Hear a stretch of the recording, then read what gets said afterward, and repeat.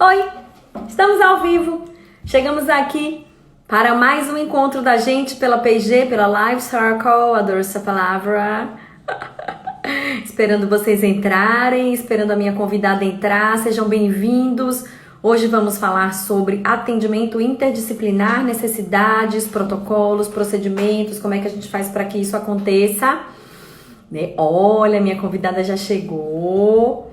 Vamos lá, vão entrando enquanto eu chamo a Dani para a gente poder bater aquele papo bacana. Eu conto com a participação de vocês.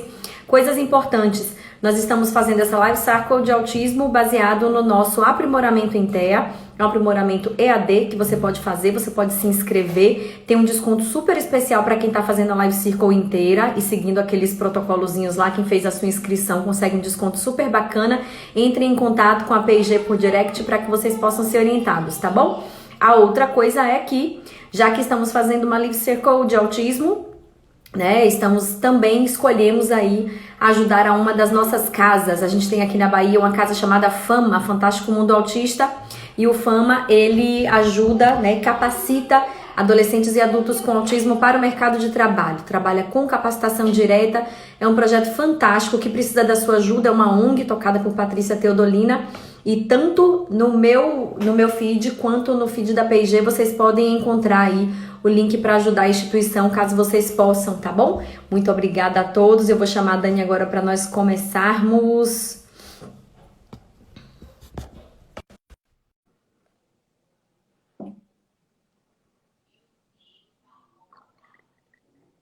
E Dani, você recusou meu convite. Eu vou lhe chamar de novo, tá?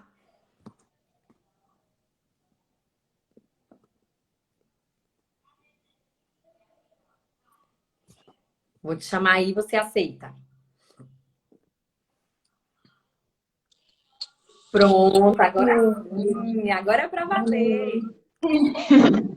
Boa noite, Juliana, tudo bom? Boa noite para o pessoal que está vendo. Queria agradecer o convite, né, para estar falando desse tema super importante. Eu falei para a Juliana, né, ela falou assim: ah, você vai trazer um roteiro? Eu falei: eu acho que eu vou contar um pouquinho da minha história, né, para a gente poder ir trocando um pouco, né?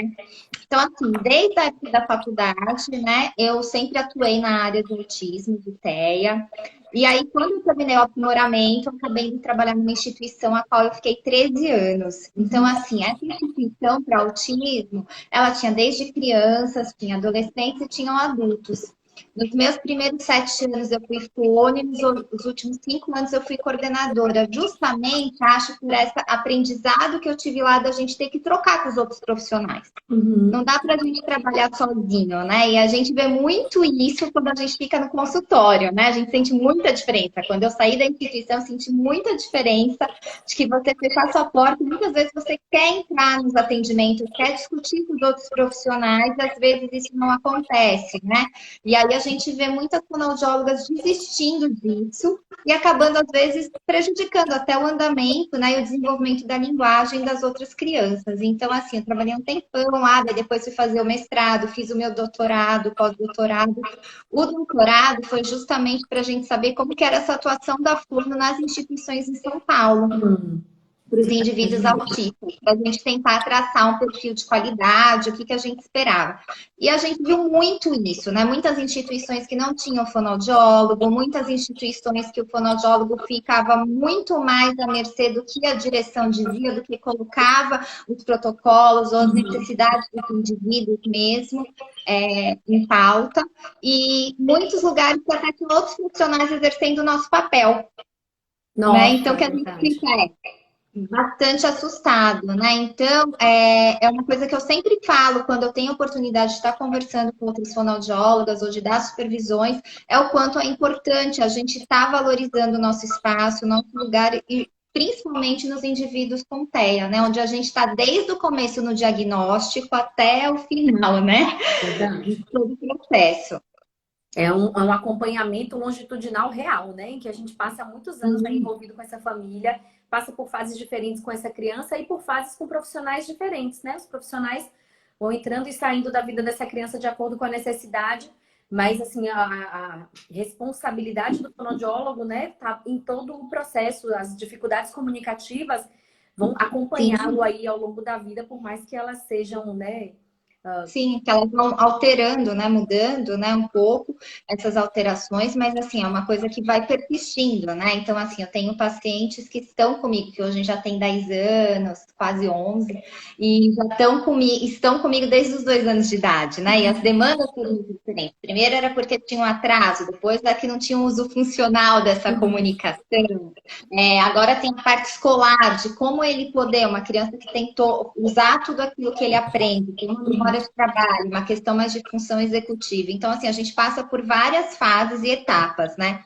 E uma coisa, assim, que é muito interessante, que eu consegui, né, e tenho tido espaço, estou participando bastante de terapias diagnósticas, né? Então, quando a gente fala dessa questão da importância do fonoaudiólogo, então, assim, tem muitos médicos que hoje em dia acabam encaminhando para a gente, até para a gente poder discutir, né? Uhum. Falar, não, eu quero, esse menino ele tem, mas não fecha o diagnóstico. Vamos ver, ou é muito pequenininho para a gente poder fazer já fechar o martelo que ele tem um TEA. Vamos dar um pouco de estímulo para ele. Então, assim, hoje em dia, vários casos acabam vindo com 2 anos, 2 anos e meio. A gente tem a responsabilidade de explicar para esses pais quando um caso não é tão claro, né? Porque a gente vê toda a questão da linguagem para poder tentar determinar se esse indivíduo tem TEA ou não. Deixar muito claro quando a criança ela fica um pouco naquele. Tem uns médicos que até brincam, eles falam assim para mim, ai, ficou aqui no limbo, né? Tá, não sei se vai, se vem. Cada consulta que ele vem, ele tá de um jeito, né? A gente tem essa responsabilidade com os pais, desde o início, de estar explicando também isso no processo de avaliação. Então, Uhum. assim, se é uma criança que fecha tudo, que você vê que nas questões da linguagem tem uma linguagem, uma comunicação não funcional, né? A gente vê que tem outras questões envolvidas que não são só a linguagem, porque muitas vezes a gente vê que a linguagem, se a gente der um estrago, vai, mas o social, o comportamento não consegue acompanhar. A gente também explicar para esses pais que a gente, como profissional, também precisa de um tempo para poder avaliar esse indivíduo. Uhum. Então, a gente precisa ter um tempinho de estar com ele, né? Então, geralmente eu converso com os pais, falo, olha, ele não dá, ele precisa de uma fono, mas em questão diagnóstica, para a gente poder conversar com o médico, discutir em questões de linguagem, a gente precisa saber ficar um tempinho a mais. É uma criança muito pequena, tem poucas características, e muitas vezes, né, a gente acaba fazendo um processo que chama da terapia diagnóstica, que dura de 4 a 6 meses, né, no máximo, onde a gente conversa e troca com esse médico. Então, assim, aparece crianças que com estímulo você vê que era uma imaturidade, um atraso, e ela acabava tendo esse diagnóstico. Eu já tive pacientes que vieram com essa queixa e a psiquiatra conseguiu só fechar mais velho, que na verdade era um déficit de atenção muito grande que essa criança tinha. Uhum. Né? Crianças que às vezes têm distúrbio específico da linguagem. Né? Então, assim, a gente tem um leque de outros diagnósticos que podem ter, quando eles são muito pequenininhos, né? Algumas características muito semelhantes de TEA. Então, a gente tem que tomar cuidado, né? Na hora de falar, não. Ou se não, eu vou fazer 3 sessões de avaliação e vai sair o que eu acho daquele padrão de linguagem da criança. A gente tem que tomar muito cuidado com isso, para não estar estigmatizando, não estar dando diagnóstico errado e, ao mesmo tempo, ser muito honesto com os pais e com a equipe. Então, assim, quando eu falo dessa nossa importância dentro da equipe, a gente está desde o processo inicial, né? Então, assim, desde esse médico que nos manda, né, para a gente ajudar no diagnóstico, desde as escolas, porque nós fonoaudiólogos que somos obrigados a apontar muitas vezes, olha, seu filho, acho que não é só linguagem, né? Né? As escolas geralmente acabam fazendo isso, falam, aquela criança, é um atraso, ou ele não fala muito com os amiguinhos, é melhor ir para fono. E aí a gente tem que, né, ir fazendo todo esse retalho de coxa. Sim, exatamente. Né, para poder estar trabalhando um pouco com esses pais. A gente até lá no laboratório lá da UF, na NIF, né, de fonoaudiologia nos distúrbios de TEA, né, da professora Fernanda, era muito engraçado que às vezes iam alguns pais encaminhados da triagem para lá que não sabiam que o laboratório era de TEA, né? Então a gente tinha todo aquele preparo até para contar, olha, ele está passando na avaliação, poder explicar, porque justamente acontece isso. A escola, às vezes, muitas vezes manda, e a gente tem que ter esse caminho, né? Então, eu já tive também paciente que quando fechou o diagnóstico, a mãe tirou e mudou de fono, que é como que é assim, né? Olha, fechou o diagnóstico, eu não quero lembrar esse pedaço da história. É verdade, você está trazendo situações super corriqueiras que acontecem com muita frequência. Tudo isso que você descreveu acontece a mesma coisa lá no meu ambulatório, que também é de psiquiatria, mas a gente precisa ter, às vezes, cuidado para indicar uma mãe para lá, né? Às vezes ela chega e fala, como assim? Eu estou no lugar errado. E é um cuidado muito importante. Eu tenho algumas perguntas, Dani, para a gente refletir. Eu digo que as melhores conversas são as que não dão resposta, são as que trazem mais dúvidas, né? E eu também digo que não existe um lado que é muito certo e um lado que é muito errado. Existem, né, as diferentes abordagens que nós podemos ter. O Rodrigo me puxou aqui uma pergunta que é: eu sempre vejo vários psicólogos dando uma de fono. E é bacana a gente discutir um pouco esse limite, entre aspas, essa falta de limite, né? Porque quando a gente está falando de funções executivas, por mais que seja um saber muito psicológico, é óbvio que nós trabalhamos com isso. As funções executivas dependem de linguagem, né? A memória de trabalho depende de linguagem. E aí, às vezes, eu tenho pais que às vezes falam assim: olha, você está fazendo a mesma atividade que a Theo fez com ele hoje. Eu falo, que legal, quer dizer que a gente está falando a mesma língua, a gente está trabalhando coisas diferentes, trazendo uma mesma situação, né? Uma coisa em comum. Mas é importante que a gente discuta assim, qual é o verdadeiro papel? Há alguma coisa que delimite esse papel? É bacana quando a gente faz a mesma atividade, por exemplo, como esse exemplo que eu trouxe, mas cada um, né, trabalhando dentro da sua abordagem. Como é que você vê essa questão? Então, a gente realmente acontece muito isso. Até quando eu fui fazer essa minha pesquisa de doutorado, acontecia muito disso. Então, de psicólogos falar, não, mas eu fiz o mestrado em fala. Né? Primeiro que assim, a gente percebe muito a questão que eles ficam numa questão, a gente como fonoaudiólogo, a gente pensa muito em linguagem, né? Então a gente pensa na construção da linguagem, nessas funções executivas que fazem parte da linguagem. E quando você encontra com um psicólogo, que você vê que eles falam de um treinamento de fala. Né? Um treinamento de comunicação. Então, assim, o que eu vejo, o que eu acabo fazendo e conversando muito, né? Primeiro que assim, eu tenho que explicar para os pais, né? Principalmente porque é isso que acontece, eles acabam falando, mas você está fazendo a mesma coisa. Então, eu explico, olha, é o seguinte, a gente está trabalhando a linguagem, precisa disso. O que o psicólogo está tentando fazer é ver se ele consegue ter imitação. Tanto que a própria caracterização, se a gente for pegar os protocolos de avaliação, né, dentro de uma terapia comportamental, por exemplo, para os indivíduos com TEA, do psicólogo, ele treina aquilo como sendo uma imitação vocal, uma imitação verbal, né? Eles não têm um protocolo tanto como a gente vai avaliando a construção da linguagem, né? Eles consideram um comportamento verbal, né? Como se a questão da fala fosse um comportamento a ser instalado. Sim, né? E às vezes você vai discutir com eles, eles brigam com você, fala, não, linguagem, fala é comportamento, né? Então, aí a gente tem que estar se colocando mesmo, tem que estar conversando. Então, assim, o que eu tento fazer? Muitas vezes, na maioria das vezes, eu explico para os pais, e eu sou muito da intrometida, porque eu sou aquela que eu vou me meter. Então, assim, eu mando, a gente faz grupo, eu mando para os psicólogos, eu falo, eu quero ver o trabalho, por mais de eu não ser comportamental, a maioria dos pacientes acabam indo para um trabalho terapêutico, né, psicoterápico, mais comportamental. Então, assim, eu tento realmente conseguir estar dando algumas dicas e colocando algumas questões nesses momentos que eles vão trabalhando a linguagem.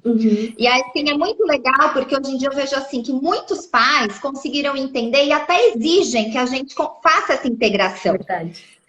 Porque quando a gente explica para eles, olha, eu não estou treinando, a gente mostra os protocolos, mostra as funções comunicativas que o indivíduo tem, o que interagem, o que não interagem, né?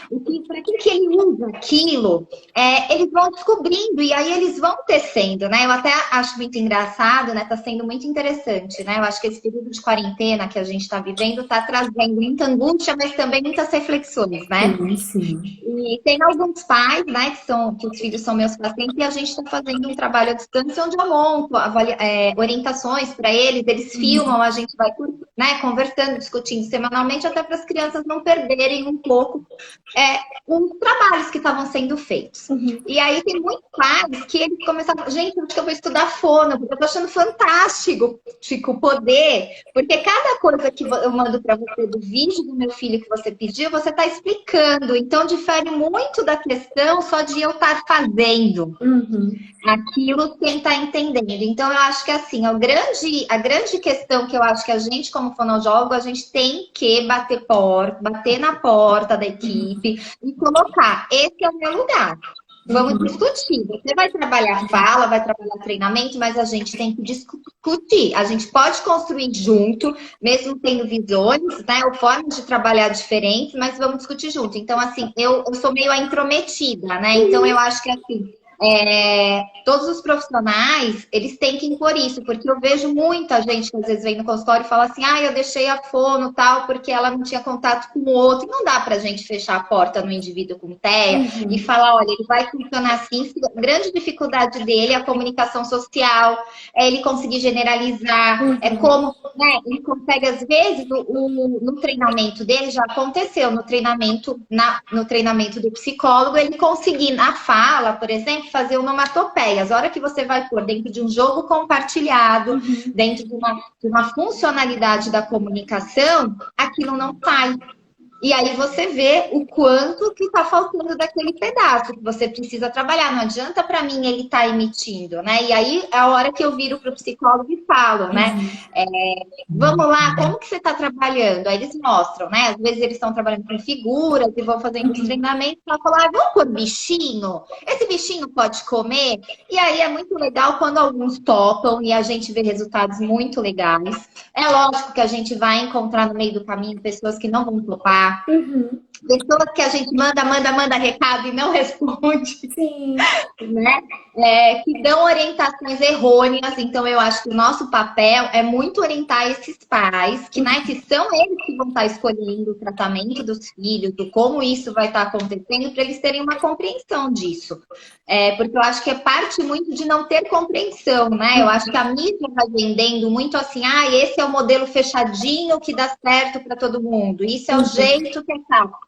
E as pessoas vão indo um pouco sem saber do que realmente trata, né? Então, assim, às vezes até tem mães que falam, então, porque eu achava que a fono ia lá e fica brincando, e aí, né? Para que serve? Vou lá, levo, me sacrifico, ela fica brincando. Então, a gente explicar o porquê, o percurso, e outras que passaram por outros profissionais que só faziam um treinamento mesmo, né? Tentavam trabalhar a linguagem, mas sem respeitar tanto as etapas de desenvolvimento daquela criança, que depois fala assim, meu filho ficou super estressado, agora eu descobri que ele precisa fazer um trabalho que seja mais lúdico, que seja mais voltado para ele, que tenha uma funcionalidade.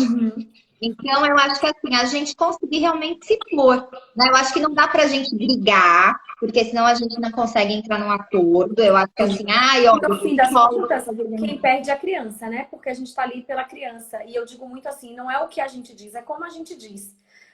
Você tá me trazendo histórias exatamente as mesmas que eu já vivi, né? Mas hoje eu acabo tendo uma entrada muito maior no ABA, por já ter feito a formação e por achar que isso também me ajuda, contribui um pouco na minha atuação, organiza um pouco mais. Mas eu acho que assim, quando eu falo assim, você prefere o ABA ou você prefere tal? Eu falei, gente, eu não prefiro nenhuma das duas, eu tô com a criança, eu prefiro fazer o melhor por essa família e por essa criança, de acordo com a família, o que a família dá conta, o que a criança dá conta. E nem sempre para isso eu preciso escolher uma linha teórica tão definida assim, eu preciso fechar. E também eu digo que depende muito da época da vida que a criança está passando.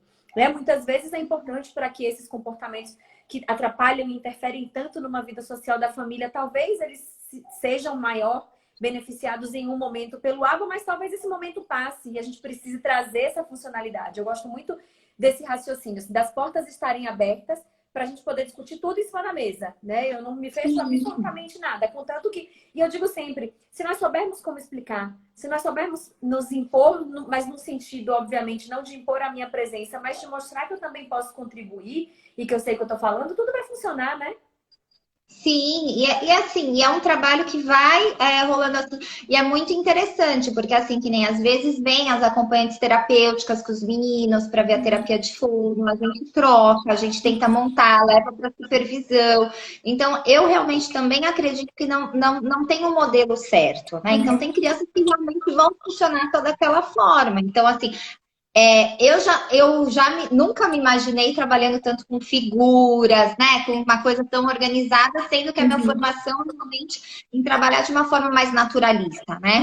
A linguagem. Só que assim, eu me vi durante esse tempo todo que a gente vai criando uma maturidade, né? E também profissional, acho que isso vai trazendo, que é muito legal com as experiências, da necessidade. Eu tenho que também ir adequando e agregando, não é para eu segregar, né, os conhecimentos. Eu acho que a gente vai agregando, dá para eu organizar, e dentro dessa organização eu tirar alguma coisa naturalista ou fazer um caminho para chegar naquele ponto onde eu quero, vamos fazer. Né? Então, eu acho que o profissional ele tem o dever de fazer isso, porque eu vejo assim, muitos fonoaudiólogos ainda com receio realmente de estar discutindo, acha que, ou se não tendo pensamentos tão radicais a ponto, eu nem vou conversar, não quero nem saber porque não é minha linha.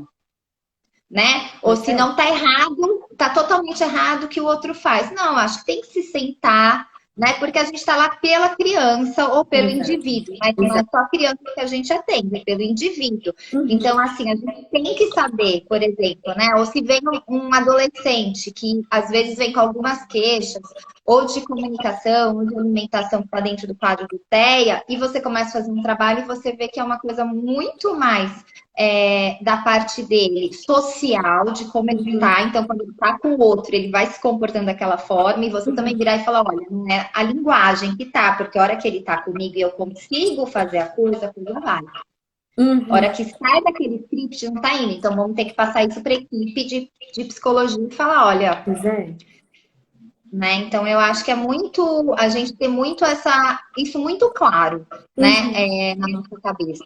E, infelizmente, a gente vê que não é tantas pessoas que têm isso tão claro, né? Ainda mais hoje em dia, né? Que, né, assim, se difundiu tanto o TEA, né? Tanto o autismo.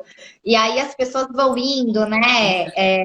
Num crescente, assim, que você vê que as pessoas acabam muitas vezes, não, é esse o meu método, é fechado, é desse jeito, e acabou. Eu falo brincando, mas é verdade, eu falo assim, ó, quem segue uma linha só é escritor de livro, que ganha dinheiro escrevendo livro. Quem tá ali com a criança e com a família, dá para somar, dá para construir, né? Às vezes é um desejo muito grande da família, não tem por que eu privá-los disso se eu posso completar e ajudar nesse quadro. A gente está cheio de contribuições aqui. O Rodrigo falou assim, eu sempre utilizo linguagem para estimular na hora em que eu vejo a criança emitindo algum som, já atribuindo isso a um objeto, como ele, né, de acordo com o que a criança estivesse pedindo. É viável? E aí eu tenho a Vívia falando, que maravilha para nós que estamos assistindo, estamos aprendendo com vocês. Tudo faz muito sentido. Obrigada, Vívia. O Rodrigo pergunta como aplicar o Denver e o For Time. Rodrigo, você precisa de formação para os dois métodos. O Denver você pode procurar o Instituto Farol e o de For Time tem alguns institutos direcionados aí pelo Brasil. Na verdade, o Denver é uma mistura de aba com de For Time. Não me ouça, Tiago, não ouça que eu estou falando isso, mas é verdade. A Carla Faeda, uma querida professora da nossa especialização, fala, concordo muito, Ju, adaptar o método da criança e não o contrário, flexibilizar. Cada criança é um mundo. Aí o Rodrigo ainda traz, a criança com autismo que apresenta o hiperfoco não se relaciona, convive, mas não se comunica. Quais habilidades pragmáticas podemos utilizar na socialização? E um monte, né? Fala um pouquinho, Dani. Tem um monte de coisas que dá de uma criança que tem hiperfoco, né? Que tá fazendo. Eu acho que assim, vamos começar do começo. Ele falou que ele sempre usa objeto. Eu acho que assim, o objeto é legal, dá para você trabalhar. Tanto o pedido de objeto, o pedido de ação, o jogo compartilhado com essa criança, a atenção, né? Apesar de muitas vezes a gente ver que a criança pegou primeiro aquele objeto e ficou na questão, às vezes, muito mais exploratória, ou muito mais só de um uso, né? Que não convida o outro, né? Que a gente fala que é o jogo performativo, que ele faz bonitinho, mas ele não convida o outro para estar fazendo. E a gente vai partindo disso, desse objeto, de estar usando a linguagem, de estar nomeando para isso. E as crianças que têm hiperfoco, a gente justamente acaba muitas vezes trazendo esse hiperfoco para a sessão, para que essa criança possa, muitas vezes a gente começa até apenas com narrativas, né? Que não vão né, questões tão interativas, mas a partir disso a gente começar a trabalhar com elas, pedidos de informação quando a gente traz coisas novas sobre aquela questão do foco que ele tem, então ele fala, peraí, aquilo ele não ouviu, porque ele, né, ele vai montando aquela narrativa muito pronta, porque aquilo é interesse. E dentro disso, a gente vai trabalhando também uma flexibilização, que é a gente trazendo outros elementos dentro daquele hiperfoco. Então, a gente vai abrindo um leque onde aquela criança ou aquele adolescente, né, consiga realmente ter uma funcionalidade, uma memória de trabalho, consiga também ter essa coisa mais compartilhada e consiga realmente ter uma troca de turnos, né, manter tópico, que eu acho que é o mais difícil, mesmo quando eles têm o hiperfoco, né, a gente chega num ponto, né, do desenvolvimento deles, do trabalho com eles, que a gente chega no... Ele tem um hiperfoco tão assim que daí a hora que você tenta flexibilizar aquilo, acabou, né?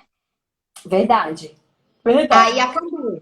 Então, é um trabalho que a gente vai tendo. Então, assim, eu falo muito assim, que a gente acaba aprendendo muito com eles, porque a gente é obrigada a pesquisar muito. Então, às vezes a gente vai, né? Aquela criança gosta muito de determinado assunto. Então, você vai atrás daquele assunto muitas vezes para poder trazer um elemento novo que faça com que ele tenha outras funções, né, dentro da pragmática, outra funcionalidade dessa comunicação e permita ter essa troca e manter mais o tema. Que é uma das coisas que eu acho que é um pouco mais difícil. Joia. Eu também utilizo muito a ideia de que, assim, a gente precisa sair da caixinha quando a gente pensa no TEA. Que aquela estruturação toda que você faz na sessão, muitas vezes ele tá com a caixinha de fósforo dele lá no hiperfoco dele, e aquela caixinha pode trazer 1 milhão de possibilidades, 1 milhão de trocas comunicativas. Não precisa ser com o meu brinquedo, do jeito que eu planejei, do jeito que eu quero.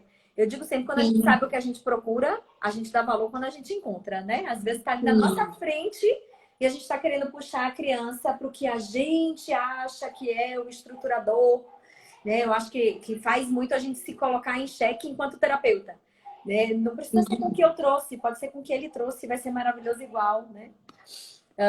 A Letícia está falando muito bem colocado, Dani, usar o hiperfoco a nosso favor. E aí eu venho com um outro direcionamento. Aqui em Salvador eu tive a oportunidade de trabalhar alguns anos no instituto chamado Instituto Ciranda, que é um instituto que é transdisciplinar, né? A criança fica lá 3 vezes na semana durante 3 horas, é só para crianças com TEA, e os profissionais estão juntos, o fono, o psicólogo, o terapeuta ocupacional fazendo e adaptando as atividades. E nossa, foram os 3 anos em que eu aprendi coisas que em 10 anos eu não tinha aprendido.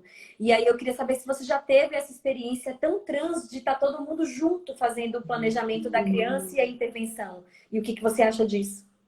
Sim, então, a instituição que eu trabalhei durante 13 anos, né, uma instituição aqui em São Paulo, que chama Evolução.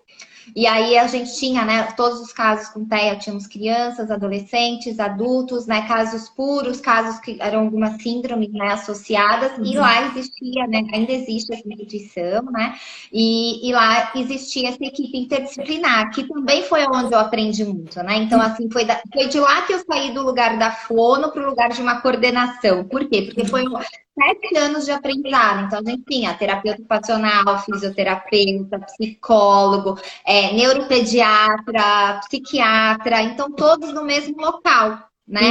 Então, a gente conseguiu fazer também realmente esses planejamentos. E lá havia uma proposta assim, havia casos que realmente acabavam sendo mais graves, acabavam sendo institucionalizados.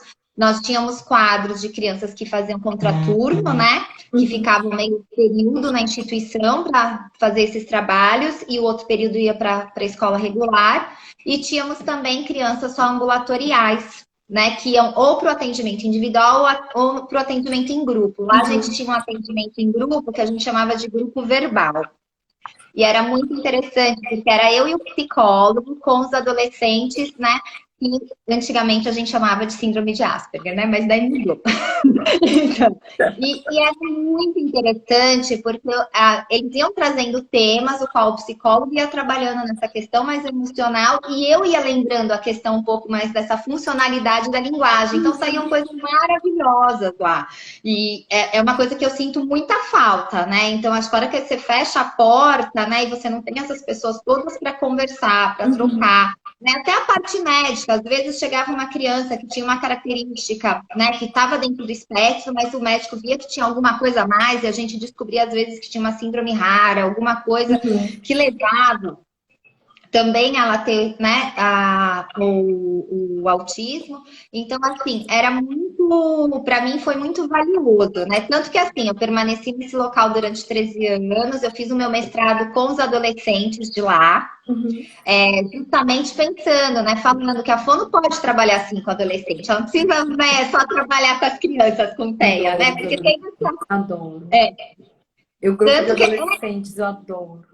é uma delícia, né? Eu lembro que a gente leu um livro juntos e era muito legal, assim, sabe? Em grupo, eles iam fazendo as dramatizações, iam tentando entender o que estava acontecendo, então era muito gostoso. Então, assim, eu fiz, né, esse trabalho dos adolescentes, mostrando que a gente consegue sim ter algumas evoluções, não é por conta de ele já estar na adolescência que tchau a Fono não vai conseguir mais nada, né, com ele. Porque tem muito isso, né? Ah, ele tentou tantos anos de fono e não conseguiu, mas a gente tem as outras etapas, outras coisas que podem acontecer. Então a gente tem que prestar atenção nisso. Então, assim, para mim foi muito rico. Aí quando eu saí de lá, né? Quando eu fui procurar para fazer o mestrado, né, com a Fernanda, eu fiz a faculdade com ela, né? A professora Fernanda Dro. E aí, nisso, quando eu fui, eu falei assim, Fê, eu tô 13 anos trabalhando lá, mas assim, é tanta coisa que eu queria descobrir, né? Porque me trouxe tantas informações, tantas coisas aconteceram lá que eu preciso voltar a estudar. Agora chegou o momento de eu voltar, né? Porque eu fiz a faculdade, aí fiz o aprimoramento, né? Também no HCM, psiquiatria. E aí, nisso eu falei assim, não, agora eu preciso. E aí foi quando eu fiz essas coisas. Então, assim, hoje é uma coisa que você leva para a vida, né? Acho que quando você tem a oportunidade de trabalhar com uma equipe tão perto, todos os dias, que nem eu trabalhava todos os dias, de segunda a sexta, né? Você tem uma riqueza de pensamentos, de coisas, e você consegue se colocar também muito mais fácil no lugar do outro profissional. Então, às vezes, é muito interessante. Às vezes, quando eu faço avaliação, eu não gosto muito de primeiro falar para outro terapeuta por conta de não, né, não atrapalhar um pouco o meu olhar. Mas, às vezes, acontece. Então, por exemplo, eu vi um menino que ele só quer ficar abraçando uma coisa e não faz nada. Né? Só quer ficar abraçando uma almofada. E eu sei que tem uma TO que está trabalhando com ele, então tá acontecendo de eu ligar e perguntar e ela ser super solícita, falar assim, olha, Dani, esses tipos de materiais, tira da sala, vê como que ele fica. Para você poder tirar. Então, eu acho que, assim, que são sacadas que, às vezes, quando você não tem tanto um trabalho tão perto, às vezes você não tem tão claro para você que você pode usar desse recurso também. Sim. Né, dentro do trabalho. Eu acho que essa visão interdisciplinar enriquece muito a nossa ação, né? A gente acaba olhando para coisas que não necessariamente são fonoaudiológicas, mas que influenciam diretamente no nosso trabalho. O Rodrigo traz uma dessas coisas. Então, outra pergunta. As crianças não verbais que fazem muitos flappings, podemos bloquear ou deixá-las autoestimular, mas de qual forma? Rodrigo, eu sou uma apaixonada da integração sensorial, uma completa apaixonada pela integração sensorial, e eu acho que não existe nada que a criança faz por nada. Ah, ele faz isso por nada, ou ele faz isso por causa do autismo. Não, ele faz isso por causa de uma desregulação sensorial que precisa ser olhada e adaptada, de preferência por um terapeuta ocupacional, e eu nunca sou a favor de bloquear. Porque bloquear parece que a pessoa está ali fazendo por nada, passou o tempo, ele está ali fazendo os flappings dele. Muitas vezes é uma dificuldade comunicativa de não conseguir externar que está bom ou que está ruim. Ele está muito excitado e é a única forma que ele tem. E eu sempre fico muito preocupada de quando a gente bloqueia um movimento como esse de uma criança que tem um repertório tão restrito, né? Um repertório restrito de comunicação, de repente ele não ter mais repertório. E isso vier a ser direcionado por um tapa, ser direcionado por uma autoagressão. Então é muito bacana que se você puder conversar com um terapeuta ocupacional qual é a melhor forma, porque também não tem receita de bolo. Depende de cada criança, de cada perfil sensorial. Eu não sei se a Dani concorda, mas eu vou abrir o espaço para ela agora. Então, eu acho que a primeira coisa é a gente conseguir olhar, mesmo sendo uma criança não verbal, que uso que ela está fazendo, né, disso, né? Assim, é quando você dá uma atividade que para ela para ela é muito prazerosa, é uma atividade que a hora que ela precisa se reorganizar, eu acho que a primeira coisa é a gente ter esse olhar, né? A gente vai pesquisando um pouco como que ela vai funcionando, né? Com os flags, com as estereotipias, em que momentos que elas vão ocorrendo mais, quais as funções que elas têm, né? Que seria um pouco o que a gente faz também com a criança verbal, com as ecolalias, né? Se a gente for entrar, né, um pouco nessa questão, então, assim, eu acho que primeiro a gente tem que entender que realmente, assim, se as estereotipias estão demais, os flaps estão demais, realmente está conversando com a TO, com o psicólogo, para ver, né, o olhar, para que a gente possa atuar em conjunto, né? Não acho que a gente tem que só estar bloqueando e não compreender tudo aquilo que está funcionando naquele indivíduo, ou como a gente pode transformar, né? Porque às vezes a gente pode transformar aquela funcionalizar, né? Eu falo muito que eu posso funcionalizar aquilo, usar um instrumento que talvez uma palma é muito mais funcional,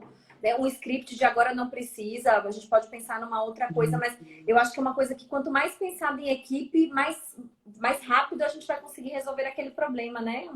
Coisas muito ricas de serem discutidas em equipe. Então, e eu acho que é importante ver o quanto não dá pra gente ficar sozinho. Né? O quanto a gente precisa, né, dessa equipe que pode olhar.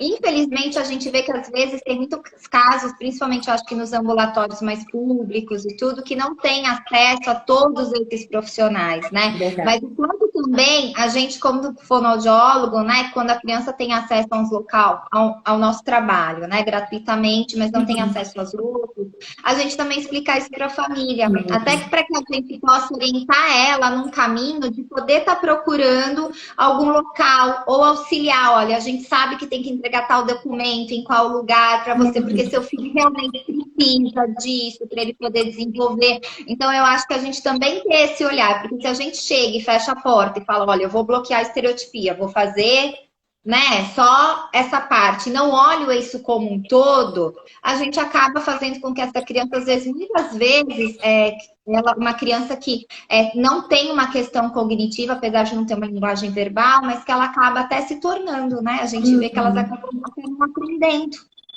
Então, o quanto é importante a gente poder fazer esse caminho também, eu acho, assim.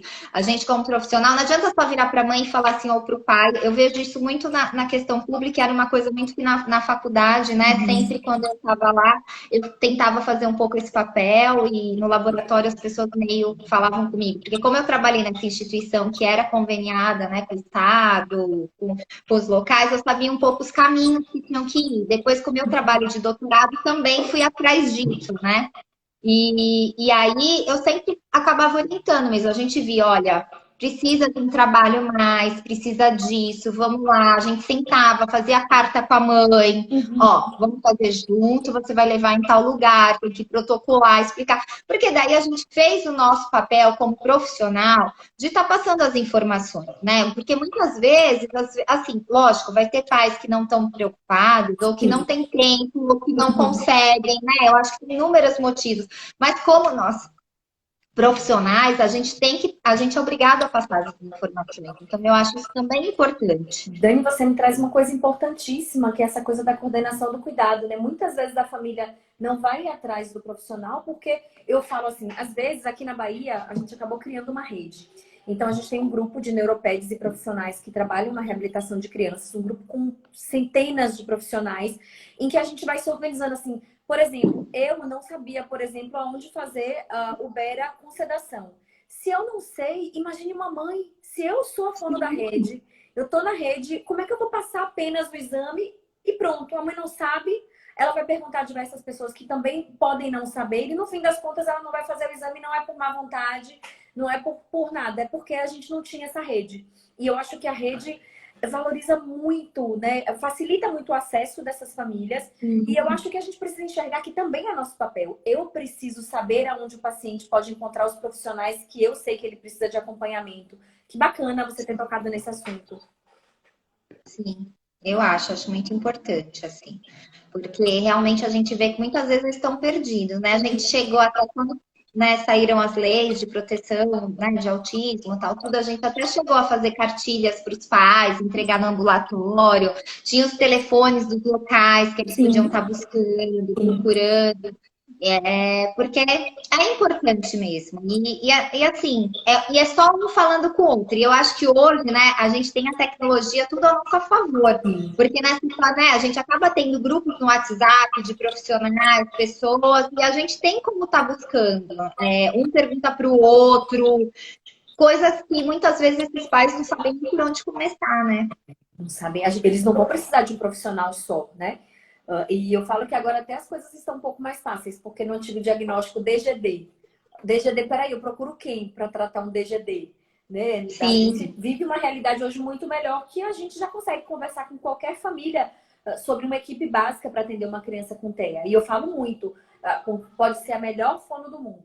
Sozinho a gente não dá conta do trabalho. O trabalho ele é interdisciplinar.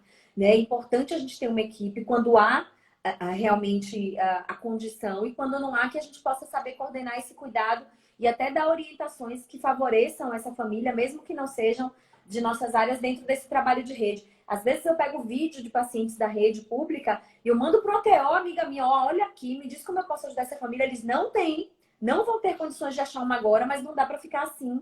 Então eu acho que assim, muito mais do que apenas estar ali na sala, fazer o meu papel, a minha sessão, e na semana que vem atendê-lo de novo, é compreender como que eu posso melhorar ainda mais a vida dessa família, né? Sim, com certeza. Fundamental isso, né? Porque realmente eles ficam e vem muitas perguntas, né? Eu acho que, assim, por exemplo, você fala às vezes de uma terapeuta, né, de integração sensorial, muitos pais não sabem nem do que se trata, É verdade. né? E é um profissional que a gente não encontra em tanta quantidade, né? É um tratamento que é mais caro se a gente for ver. Então, quer dizer, a gente precisa realmente, né? Assim, não dá para ser aquele, né, naquele momento, mas vamos procurar, né? A gente tem também instituições aqui em São Paulo, né? A gente tem que tem convênio com o Estado, com a prefeitura. Então, assim, vamos fazer o caminho para tentar, né? Chegar nesses lugares. Porque realmente eles não sabem, às vezes, por exemplo, que nem a gente vê aqui em São Paulo, às vezes tem muitas pessoas, às vezes, do interior daí da Bahia, do Nordeste, Sim. ou de algum interior aqui de São Paulo que não tem tanto recurso nenhum, que não sabe. Então, a gente já chegou, né, a receber crianças que vieram, que mudaram, por exemplo, do interior da Bahia para casa de uma irmã, porque lá não tinha nada para ver um diagnóstico, né, para seguir. Então, quer dizer, que não sabia nem que tinha a fono que trabalha aí. Então, a gente tem que se colocar muito, acho que, na realidade do que realmente acontece no nosso país, né? E como as informações vão passando, né? Porque São Paulo, Salvador, Recife, né? São cidades que ainda estão mais desenvolvidas. Agora tem outras cidades que não têm recurso mesmo, né? Que não tem, às vezes, um posto de saúde. Então, né? Então a gente tem que ter todo esse cuidado. Eu sou muito partidária disso, de ter que cuidar. Eu também. Rodrigo, você está me assustando. Eu acho que você está estudando meu Lattes. Ele, Ju, libera seu artigo, Percepção Materna e Habilidades em Crianças Autistas. Esse foi o tema do seu mestrado. Eu tô com medo. Você está estudando meu Lattes? Eu mando. Pede lá no meu direct que eu te mando. A Valdecira Salles. Aqui no interior é muito difícil o acesso a profissionais especialistas, principalmente neuropediatra para diagnósticos. Ficamos sem saber para onde encaminhar os pacientes. Isso é uma realidade. Quando a gente fala de trabalho multidisciplinar, não é só terapêutico, né? Você começou falando, Sim. Dani, e é bom que a gente converse um pouquinho mais sobre isso, sobre esse acesso, né, aos médicos que vão aí formalizar esse diagnóstico. Aqui na Bahia, eu digo que a gente está ainda bem a anos-luz para o bem, né? Eu rodo aí o país com a especialização e eu vejo realidades muito difíceis de profissionais que são escassos, de profissionais que não ouvem, né, a equipe terapêutica, de profissionais que malmente encaminham para terapia porque acham que tem uma idade específica para esse encaminhamento. E eu vejo aqui uma realidade em que a gente recebe, inclusive, ligações para discutir diagnóstico, né? O que você acha? Eu vi seu relatório, eu concordo, eu não concordo. E o quanto isso enriquece o acesso à família, o acolhimento à família, o quanto a gente pode, né, ganhar com isso, a família, mas ainda, obviamente, a família e a criança. Como que funciona aí essa relação de vocês com a equipe médica? Então, a gente tem bastante, tem alguns médicos que têm umas relações boas, acabam encaminhando realmente, desde pequeno, se tem uma dúvida, né? Então, às vezes, né, eu atendo bastante crianças bem pequenininhas. Então, assim, tem pediatras que me mandam, que tem 1 ano e meio, olha, tem alguma coisa estranha, já quero que fique, né? Como neuropediatras, psiquiatra, que a gente consiga conversar, mas como em qualquer lugar, também existem outros profissionais que não são tão acessíveis, que são mais resistentes, que a gente, às vezes, é muito interessante, né? Então, assim, às vezes você está atendendo faz 5 anos uma criança, e aí ela mudou de psiquiatra, o psiquiatra mudou toda a medicação dela, faz mais de um mês que ela vem na terapia e ela tá estranha, você vê que não tá muito legal, você quer conversar com essa pessoa e essa pessoa não tem acesso, né? Então, eu acho que ainda tem muito da gente não ter acesso. E tem ainda muito, e estão surgindo, graças a Deus, muitos profissionais que fazem a gente ter acesso. Mas, assim, é uma coisa muito, acho que ainda muito misturada, sabe? Eu acho que tem alguns médicos que ficam muito ainda com o poder de, não, eu tenho poder.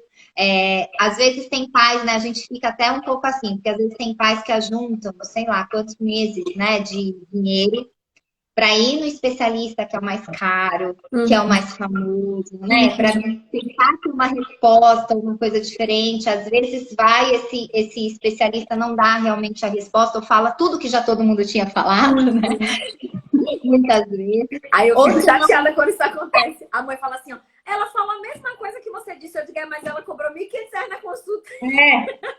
Mas é assim mesmo. Aqui também acontece. E aí, ou se não, o que acontece? Já aconteceu com alguns casos de, por exemplo, o médico ficou super interessado no caso, ele vai estudar e na próxima consulta a gente vai conversar e criar uma expectativa que realmente não existe, né? Que daí a pessoa chegar nessa outra consulta e realmente a pessoa não ter estudado, não ter visto, né? Não tá tanto a par. Então, aqui em São Paulo ainda as coisas são ainda meio misturadas, eu diria. A gente tem muito pessoal legal que manda, que dá valor para o seu trabalho, que quer que você participe, né? Eu recebo, às vezes, alguns profissionais, alguns neuropediatras me mandam pessoas, às vezes, que vêm do interior, que vêm de Brasília, que vêm de Goiás, que vêm da Bahia.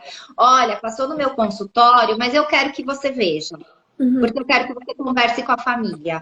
Então, assim, aí acabam passando, a gente conversa, faz orientações, vê como que tá a situação, né? Já aconteceu de eu dar até supervisão para uma fono daí de Salvador, que veio um paciente dela para cá, e eu vi ele algumas vezes, a gente começar a discutir um pouco o trabalho que poderia ser feito com ele. Então, assim, ainda bem misturado, eu vejo, assim, né?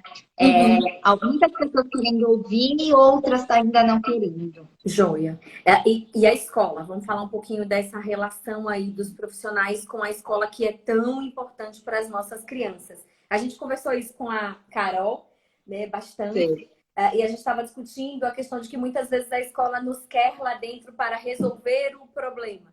Né? Como se a equipe terapêutica fosse lá para dizer o que a escola vai fazer para resolver o problema. E não é bem com esse olhar que nós devemos, né, entrar nessa escola. O que você acha sobre essa Não, acho importantíssimo. Eu acho importantíssimo a gente ter essa relação. Eu tenho alguns pacientes que inclusive, eu faço observação na escola para poder ver realmente como está acontecendo, como nas questões de linguagem precisam ser trabalhadas.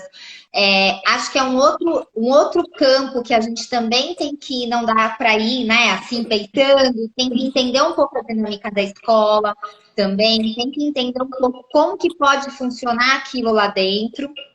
Mas a gente, infelizmente, ainda vê, assim, às vezes, muita boa vontade, né, na nossa frente, ou querendo que a gente resolva, ou querendo que a gente diga para a mãe que a criança não é capaz, que também acontece. Nossa, já passei por cada saia justa. Teve uma escola que convocou a equipe para uma reunião, para a gente convencer a mãe a tirar a criança da escola.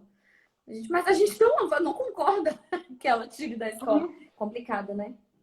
É muito difícil. Então, eu acho que, assim, é importante, a gente tem que estar junto, porque, por exemplo, se a gente for pensar o tempo que a criança fica na tua terapia, o tempo que ela passa na escola é muito grande. Então, se a gente não passar orientações e a gente, às vezes, não solicitar, que a gente possa ver, então, assim, a maioria dos meus pacientes sempre escolhem escolas que possam, que os profissionais possam estar observando, Sim. né? Porque uma coisa é um olhar, né, daquele professor, do jeito que ele vai tá vendo aquilo. Outra coisa é realmente um profissional, cada um com o seu olhar dentro da sua área, para poder ajudar no quesito de estar orientando. A gente não vai estar resolvendo os problemas. Então, a gente às vezes vê, por exemplo, a escola vindo, fazendo o material dela e assim, ó, vocês se virem, vocês são os terapeutas, vocês adaptam tudo, vocês mudam, se não, olha, ele não, assim, tem uma aula aqui agora, aconteceu com o meu paciente, ele começou a primeira série a ter aula de filosofia,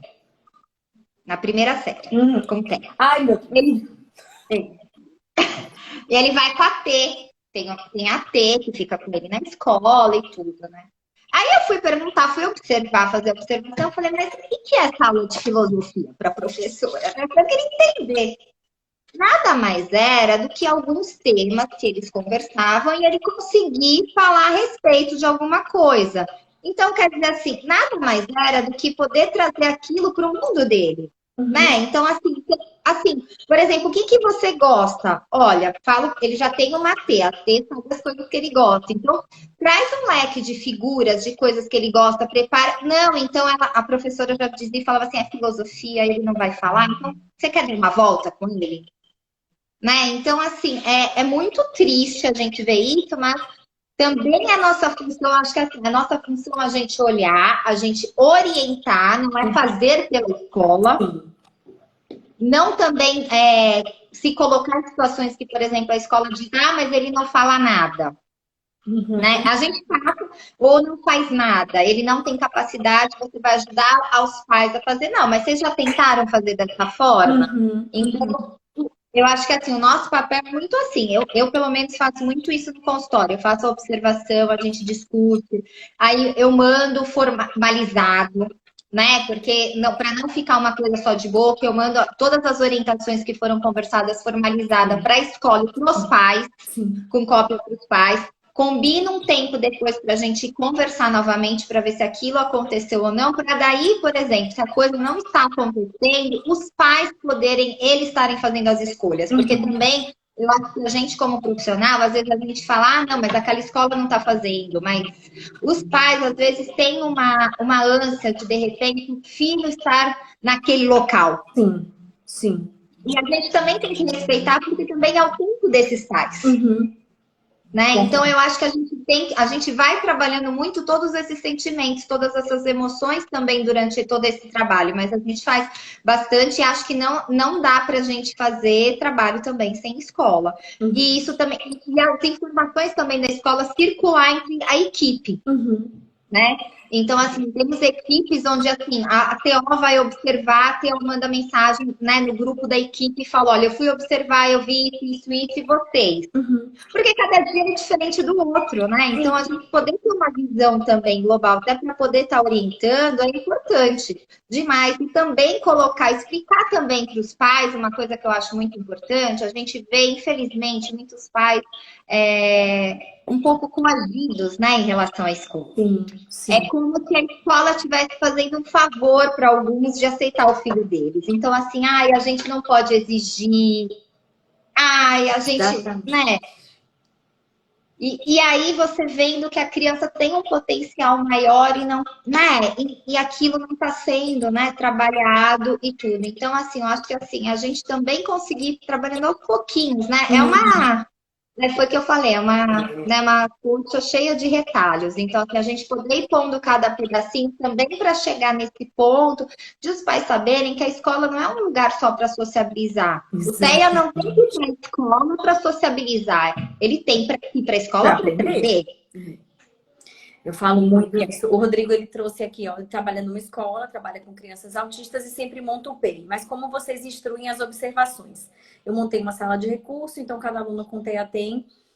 Eu e outro professor sempre encaminhamos por uma clínica, mas o que eu vejo é a restrição dessas crianças no canto. Eu digo sempre para a escola que assim, não tem receita de bolo, mas também não tem nenhuma característica do TEA que impeça uma criança eternamente ao aprendizado. Que não adianta a gente ficar pensando, porque muitas escolas querem um diagnóstico que não vai servir para nada, porque eles não sabem o que fazer com a criança sem diagnóstico, imagine com, né? Eu sempre parto do princípio de que a escola precisa começar a ver o que a criança faz de bom, né? Onde é que ele tá, quais são as habilidades que ele tem, que nível de desenvolvimento ele tá, de onde eu posso partir, mas eu tenho que partir da habilidade que ele tem, não da que ele não tem, porque a escola bate muito. Ele não faz isso, ele não faz aquilo. Eu ainda brinco, eu falo assim, gente, até planta faz fotossíntese, ele não é samambaia. Ele faz alguma coisa, vocês não enxergaram ainda, né? Então aí, dá uma orientação aí, ajuda o Rodrigo, Dani. Ele estava perguntando a questão da sala dele, de que ele fica e que as crianças ficam num canto, é isso? Na verdade, ele falou assim, que ele trabalha e eles montam o PEI, né? Eles têm uma sala de recursos funcionais que fica ele e um outro professor. Eles sempre se preocupam com esse encaminhamento para uma clínica, mas ele vê que essas crianças elas tendem a ir aí para um canto, né? Tendem a buscar esse isolamento, que é uma característica, né, pontual do PEI, mas que não necessariamente precisa impedir o aprendizado, né? Sim, eu acho que assim, como foi ele mesmo que perguntou a coisa do hiperfoco, não foi? Foi. Eu acho que assim, acho que o primeiro ponto é ele observar o que essa criança vai fazer nesse canto. O que chama a atenção dessa criança, né? E foi o que falou. Às vezes, ele gosta de fazer uma coisa que tem barulho. Então, eu vou trazer primeiro ele até mim com essa coisa desse barulho, para daí, a partir disso, eu poder transformar, né, esse interesse que ele tem em ele poder estar aprendendo. Então, acho que a primeira coisa que tem que fazer é realmente assim, porque a gente, às vezes, né, é se tratar do PEI e fala assim, olha, a criança tem, segundo os relatórios dos terapeutas, tem determinadas condições. A gente vê que na escola tem, mas que na hora de realmente acontecer, aquilo não acontece, apesar da criança ter muita condição, né? De poder estar fazendo aquilo, ela vai para o isolamento. Então, eu acho que assim, você poder olhar para essa criança e ver, assim, ela gosta de ir para o canto para ficar sozinha mesmo, ou naquele canto tem alguma coisa que chama a atenção dela. O que ela gosta? Às vezes, chega até para perguntar para a família, às vezes. Olha, na sua casa, o que ele procura na sua casa? Nem se for uma panela, ele gosta de pegar uma panela, né, e fazer barulho, vamos começar a fazer barulho e depois vamos trabalhar, colocar coisa dentro e fora, noção, né, de que dá pra gente colocar coisa dentro, coisa fora. Então, assim, eu acho que a gente tem que ir transformando, às vezes é de coisas tão simples. Pois é. E a partir desse ponto, desse olhar que eu falei, que assim, ele não tá ali no canto porque ele é autista, ele vai ficar no canto. Ele não tá ali balançando a mãozinha porque ele é autista e o autista balança a mãozinha. É compreender o que tá havendo por trás desse comportamento, né? E tentar ressignificar. Muito bacana, Dani. Dani, foi muito bacana conversar com você. Eu quero falar da Gisele. A Gisele traz aqui, ó, um depoimento. Ela trabalha com você. Eu sou professora de inclusão, Gisele Mota. E adoro trabalhar em conjunto com os profissionais que atendem aquela criança. Hoje eu tenho a Dani como parceira de um aluninho meu com TEA e o resultado é muito satisfatório. E a Linda fala mais. Pode-se incluir no PEI atividades cognitivas orientadas pela fono que também trazem um ótimo resultado. Maravilhoso. Que Dani, bom, muito obrigada. Eu podia ficar a noite toda aqui conversando com você. Ah, eu também. Obrigada, viu? Um beijo, obrigada. Obrigada por aceitar nosso convite. Obrigada pelas contribuições. Foram de grande valia aí. Foi muito bacana conversar com você. Muito obrigada sempre. Obrigada. Gente, obrigada a vocês pela presença. Nós vamos encerrar agora. Eu vou estar lá no Fono Juliana Rocha. Eu vou estar agora com o Felipe Pascoal, do Rio de Janeiro. A gente vai conversar sobre corpo e linguagem. Então, um beijo para todos. A live